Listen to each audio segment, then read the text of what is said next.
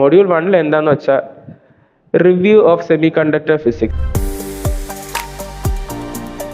equilibrium and steady state conditions, concept of effective mass and Fermi level, density of states and effective density of states, equilibrium concentration of electrons and holes.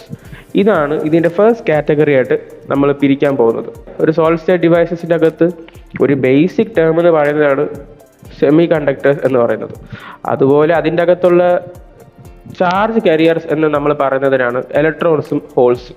എല്ലാം base ചെയ്ത് വരുന്നത് ഈ ഇലക്ട്രോൺസിൻ്റെയും ഹോൾസിൻ്റെയും മൂവ്മെൻറ്റും അവർ ചെയ്യുന്ന ഓരോ സംഭവങ്ങളും അതിൻ്റെ പ്രോസസ്സും അതിൻ്റെ ഒരു മെക്കാനിസംസും ഇതെല്ലാം ബൗണ്ട് ചെയ്താണ് ഈ ഒരു സബ്ജക്റ്റ് ടോട്ടലി വരുന്നത് നമുക്ക്.